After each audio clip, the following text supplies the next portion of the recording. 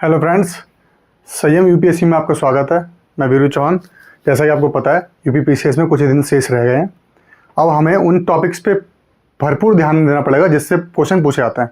Polity बहुत बड़ी है, ज्योग्राफी बहुत बड़ी है, हिस्ट्री बहुत बड़ी है, तो हमें वो क्वेश्चन ढूंढने पड़ेंगे, देखने पड़ेंगे पीवाई की मदद से, जहाँ से क्वेश्चन आपके फंसने की संभावना है। आप मेरे साथ जुड़े रहे तो इस बात का दावा है 150 में से 60 से 70 क्वेश्चन मैंने जो पढ़ाए हैं या जो मैं टॉपिक बताऊंगा उनमें से फंसेंगे, क्योंकि पेपर यहाँ से कुछ और बनता नहीं है। मैं ये नहीं कह सकता कि 120 क्वेश्चन या 30 क्वेश्चन, इतनी मेरी कैपेसिटी नहीं है, पर 60 से 70 क्वेश्चन, इस बात की मैं गारंटी दे रहा हूँ। आप मेरे साथ जुड़े रहे, मेरे साथ 7 वीडियो किए आपने, ज़्यादा नहीं, मैं आपसे 10-15 दिन लूँगा लगातार जो वीडियो दूंगा, तो 60-70 क्वेश्चन यहाँ फंसेंगे, ठीक है, और आपको यहाँ से रिजल्ट मिलेगा। अब 70 क्वेश्चन अगर फंसे यहाँ पे, बाकी 20-25 क्वेश्चन या 30 क्वेश्चन की मेहनत आपकी होनी चाहिए, वो आप खुद देखेंगे कहाँ से करनी है। ठीक, देखिए ये एक क्वेश्चन है पार्ट्स ऑफ कॉन्स्टिट्यूशन। ये वीडियो एक कौन सा मैंने बताया था, कल मैंने आपको एक टॉपिक दिए थे, वो वीडियो देख लेना कि कौन कौन से टॉपिक इंपॉर्टेंट है। 10 टॉपिक है जो यूपी पीसीएस में इंपॉर्टेंट है, जहाँ से क्वेश्चन फंसते हैं, जहाँ से क्वेश्चन हर साल बनता है। तो मैं आपको बताता हूँ। एक हो गया पार्ट्स, जो कॉन्स्टिट्यूशन में पार्ट्स हैं, यानी 25 पार्ट्स हैं, ठीक है। 25 में से बाकी जो जितने 22 पार्ट यहाँ पे लिखा, बाकी 3 जो इतना भी उस पर नहीं बना, कुछ भी काम हुआ नहीं है, ठीक है। बाकी शेड्यूल्स हो गए, शेड्यूल्स जो होगी जिसे कहते हैं अनुसूची, अनुसूची, ठीक। इन 2 टॉपिक से आपको 3, कम बोल रहा हूँ, 4 से 5 क्वेश्चन, और किस्मत बहुत अच्छी रही तो 5 से 6 क्वेश्चन मिल जाएंगे, ठीक है। इतना ध्यान रखना, इंपॉर्टेंट टॉपिक है। और नहीं बोले तो 2 टॉपिक मतलब 2 पीडीएफ से अगर आपको 3 से 4 क्वेश्चन नहीं मिल रहे हैं तो कोई बुरी बात नहीं है। अगर 10, 15, 20 की वीडियो में आपको 3 से 4 क्वेश्चन मिल रहे हैं, मुझे कोई ऐसे दे दे तो अच्छी बात है, ठीक है। तो आगे देखते हैं क्या करना है, शेड्यूल्स पढ़ते हैं, चालू करते हैं, क्योंकि इंपॉर्टेंट है टॉपिक। शुरुआत करते हैं वीडियो की। देखो ये पार्ट्स लिखे हुए हैं, ये मैंने लिखे हैं आर्टिकल्स, किस पार्ट्स में कहाँ तक आर्टिकल की बात की गई है, ठीक है। पेन थोड़ा मैं वो कर देता हूँ, नियॉन कर देता हूँ, ओके, ठीक है। तो यूनियन एंड इट्स टेरिटरी, जो संघ और उसकी शक्तियाँ, सॉरी संघ शासित क्षेत्र हैं, उनके बारे में दिया गया किसमें, पार्ट 1 में, ठीक है। दूसरा क्या, सिटीजनशिप, तीसरा फंडामेंटल राइट्स, फंडामेंटल बीपीएसपी। देखिए आपको ऐसे करनी है, यूनियन हो गया क्योंकि संघ हो गया सबसे पहले, उसकी टाइटल बात की, फिर आप कहीं रहोगे तो उसकी नागरिकता होनी चाहिए, तो सिटीजनशिप होगी, ठीक। उसके बाद आपके कुछ राइट्स बनेंगे, क्योंकि आप नागरिक बन गए तो राइट्स बनेंगे आपके कुछ, ठीक।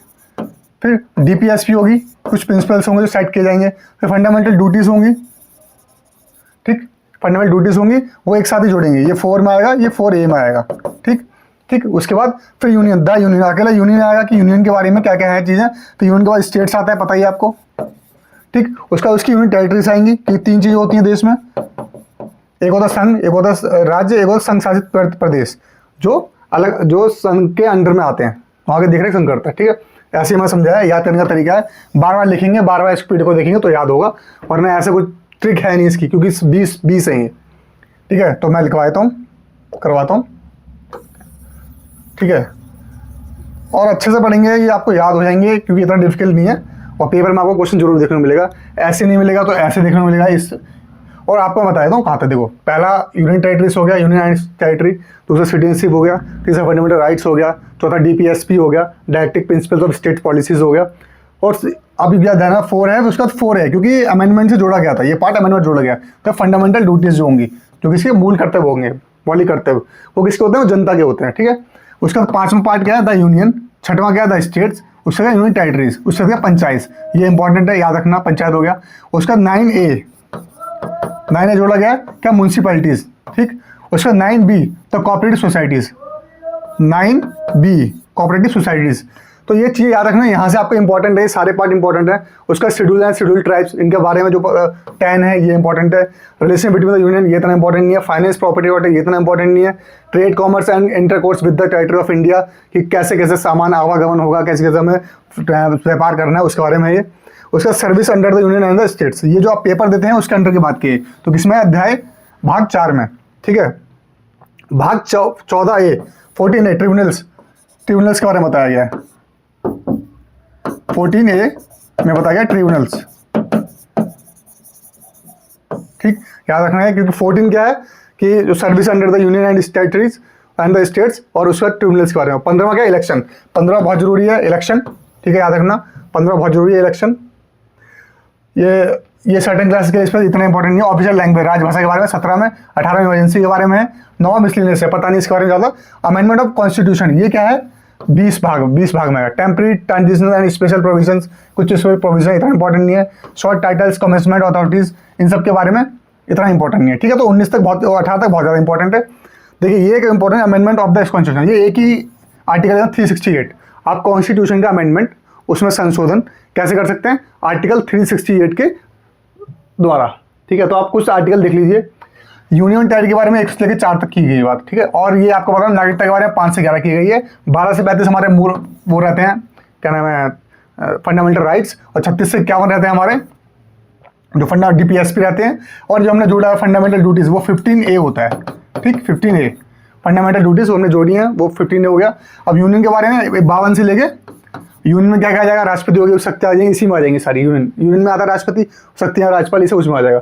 उसका स्टेट्स के बारे में, द यूनियन का ये रहा, द स्टेट्स का ये रहा, 152 237 तक। और देखिए ये 7 यहाँ पे गायब है, आप बोलेंगे 7 कहाँ गया, 7 हो गया, रिपील कर दिया गया है, ठीक है। ये किया गया था, इसको बाद में हटा दिया गया यहाँ से, इसलिए 7 नहीं है इसमें, ठीक है। 239 इतना याद करने की जरूरत नहीं है, बस आपको यहाँ तक तो याद होना चाहिए बस, ठीक है। उसका ज़्यादा इतना याद करने की जरूरत नहीं है। हाँ, फिर उसका जरूरत कहाँ पड़ेगी, आपको पंचायत में जरूरत पड़ेगी। पंचायत का 243 टू ओ, ठीक है। उसका म्यूनसिपैलिटीज के नीचे ही है 243P टू 43ZG, ठीक है, वो रहेगा। उसके बाद क्या है 243ZH टू ZT, ये क्या है, कोऑपरेटिव सोसाइटी। ये आपको याद होनी चाहिए बस, थोड़े से जो हैं ये हमारे पार्ट्स हो गए, ठीक है। ये इंपॉर्टेंट है, बहुत बोल रहा हूँ, तब भी पेपर में से आएगा। अब अनुसूचियाँ, ठीक है, इसे कहते हैं शेड्यूल्स। किस अनुसूची के बारे में क्या क्या कहा गया है, इसमें क्वेश्चन ना आए ऐसा हो नहीं सकता, ऐसे नहीं आएगा। और आर्टिकल द्वारा ने किसने क्या संशोधित किया है, कौन से संविधान में संशोधित हुई, ऐसे आ जाएगा, पर फंसेगा जरूर कुछ ना कुछ, ठीक है। जब पेपर हो जाएगा उसके बाद बात कर लेंगे दोबारा। अब ये बस पढ़ लीजिए, ठीक है। अनुसूची, पहले अनुसूची शेड्यूल 1 में कहा गया है, इसमें क्या गया है, राज्यों और संघ शासित प्रदेशों के सीमा का निर्धारण और राज्य क्षेत्रों की सीमा का निर्धारण, मतलब राज्य और संघ शासित प्रदेश हैं उनकी सीमा का निर्धारण किया गया है। इसमें क्या दिल्ली को NCT के कब लाया गया, 69वें संशोधन में, इसी में लाया गया, ठीक है। दिल्ली को क्या किया गया, NCT नेशनल कैपिटल टेरिटरी, वो लाया गया इसके द्वारा। अनुच्छेद 2 में क्या है, विभिन्न पदाधिकारियों के वेतन व भत्ते के बारे में, जितने भी पदाधिकारी हैं उनके वेतन और भत्ते, प्रेसिडेंट से लेकर सारे उनके वेतन और भत्ते के बारे में अनुच्छेद 2 में बात की गई है।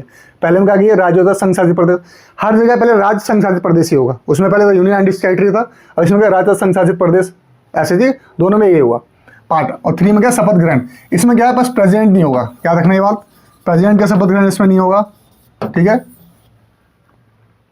अनुसूची 4 राज्यसभा की सीटों का आवंटन, ये इंपॉर्टेंट है। राज्यसभा की सीटों का आवंटन कैसे होगा, अनुसूची 4 में है। अनुसूची 5 में क्या होता है, देखो बताओ, ये थोड़ा इंपॉर्टेंट है और याद भी करना, इसमें क्वेश्चन आएगा, 5-6 जरूर पूछी जाती है, 5 जरूर पूछी जाती है, ठीक है। SC ST के जो एरियाज होते हैं उनके बारे में बात की जाएगी, ठीक है।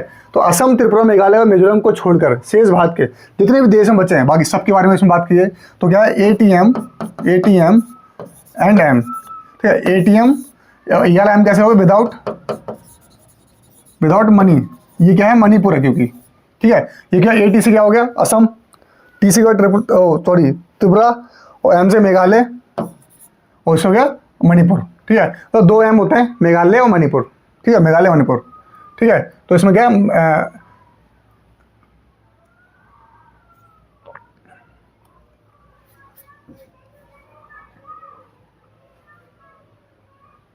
ठीक है, सॉरी ये मिजोरम विदाउट मनी लिखा ना, हाँ, तो मनी मतलब मणिपुर, तो मनी विदाउट मनी मतलब मनी नहीं है इसमें, तो ये क्या हो गया, ये हो गया मेघालय, ये हो गया मिजोरम, और एक क्या होता है, मणिपुर। 3 नाम है, मेघालय, मणिपुर, मिजोरम। तो मणिपुर इसमें नहीं है, विदाउट मनी है, मेघालय और मिजोरम है, ठीक है। तो इसमें क्या है, इनको छोड़ोगे, इन क्षेत्रों को छोड़कर। और 6ठी में क्या है, सीधे इसका उल्टा है, इनके बारे में जो जितने भी SC ST जनजाति क्षेत्र हैं, प्रशासन के बारे में, इन जो क्षेत्र हैं इनके बारे में विथ M, इसमें भी M नहीं है, सॉरी इसमें भी M नहीं है। असम, त्रिपुरा, मेघालय व मिजोरम के अनुसूचित व जनजाति, इसमें क्या है, M, इसमें क्या आ जाएगा, देखिए अब मैं बताता हूँ आपको, पूरे देश के छोड़ के, यानी इसमें क्या है, मणिपुर नहीं, तो मतलब मणिपुर इसमें आ जाएगा। असम, त्रिपुरा, मेघालय, मिजोरम, तो मणिपुर के बारे में बात किस में गई है, 5 में, और मणिपुर के बारे में बात किस में नहीं कही गई है, 6 में, कितना याद रखना। 7 में क्या है, केंद्र व राज्य के मध्य विधायी शक्तियों को बंटवारा किया गया है कि क्या क्या शक्तियाँ किसी के पास हैं, तो याद रखना 3 सूचियों में बांटा गया है, संघ सूची, समवर्ती सूची और स्टेट लिस्ट। याद रखना यार, इसमें ज़्यादा नहीं है, क्या क्या चीज़ आएंगी वो आप अगर ज़्यादा आपको देखना है तो आप देख सकते हैं आगे। पुलिस वगैरह, जल स्थल, ये सब किसमें आएगा, स्टेट सूची में आ जाएगा। मूल रूप से संघ सूची में विषय वस्तुओं की संख्या 97 हुआ करती है, अब 100 हो गई है, बढ़ा दिया गया है। और समवर्ती सूची में इसमें दोनों में मूल रूप से 47 चीज़ें 52 हो गई हैं। विवाह और विवाह क्षेत्र के बारे में बात की गई है इसमें। देखिए 8वीं क्या है, हमारी भाषाओं से बात है, ठीक है। 8वीं सूची हमारी भाषा को लेके है, ठीक है। इसमें कितनी है, 22, पहले 14 हुआ करती थी, अब टोटल 22 भाषा है, ठीक है। 14 हुआ करती थी, छोड़ दीजिए, 22 भाषाएं तैयार, कंफ्यूज मत होइए, ठीक है, ठीक है। अब जो बाद में जो 4 भाषाएं जोड़ गई हैं, बोडो, ठीक, बोडो होगी, डोगरी होगी, मैथिली होगी, ठीक, फिर संथाली होगी। ये 4 भाषा 92 कॉन्स्टिट्यूशन अमेंडमेंट एक्ट के द्वारा जोड़ी गई हैं, ठीक है। ये कितना कब हुआ, 2003 में। ये 8वीं अनुसूची है, बहुत ही इंपॉर्टेंट अनुसूची है। इंपॉर्टेंट अनुसूची चालू हो चुकी है कहाँ से, चौथी राजस्व सीट बंटवारा, ये SC/ST शेड्यूल एरिया के बारे में, पूरे देश के बारे में, ठीक है।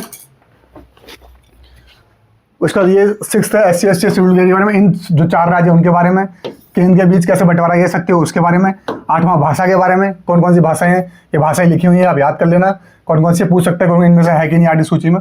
तो बोडो, डोगरी, मैथिली और संथाली, जिस टर्म में, जैसे ये ऐसे डाली गई उसी टर्म में लिखा गया, ऐसी सीक्वेंस में लिखा गया। 9 में क्या है, भूमि सुधार संबंधी कानून था, ये पहला संविधान संशोधन था, ठीक है, पहला संविधान संशोधन था ये, तो इसको देख लेना आप एक बार। पहला संविधान मतलब फर्स्ट कॉन्स्टिट्यूशन अमेंडमेंट एक्ट, ठीक है, 1951, ठीक है। प्रथम संशोधन माध्यम से 9वीं सूची में जोड़ा गया, 18 जून 1991 को जोड़ा गया। कुछ विधियों का विधिकरण मान्य किया गया, मतलब कि आप जिसका ज़्यादा भूमि थी काट के लेके और लोगों को दी गई है, ऐसा भूमि सुधार कानून किया गया था। ये इंपॉर्टेंट है, पर ठीक है चल जाता है इसमें, ये बहुत इंपॉर्टेंट है। 10वां एंटी डिफेक्शन लॉ, 10वां एंटी डिफेक्शन लॉ, दल बदल कानून, दल बदल कानून है। जैसे होता है ना कि कोई विधायक जीत गया, फिर पार्टी छोड़ के दूसरी पार्टी चला गया, तो उस पर दल बदल कानून लग जाएगा। परंतु कोई पार्टी के 2/3 लोग अगर दूसरी पार्टी में चले गए तो उस पर दल बदल कानून नहीं है, क्योंकि वो बड़ा भाग लेके चला गया दूसरी पार्टी में, ठीक है, उस पर नहीं लगेगा। तो वही लिखा है, 2/3 लोग विधायक किसी दूसरी पार्टी में आते हैं तो नहीं लगता। बाकी दल बदल विरोधी कानून है अनुसूची 10 में। ये कब जोड़ा गया, 52वें संविधान संशोधन में जोड़ा गया।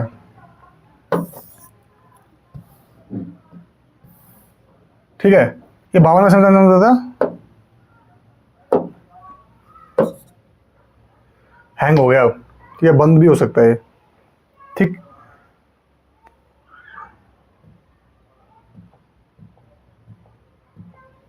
ठीक, अब चलेगा, ठीक है।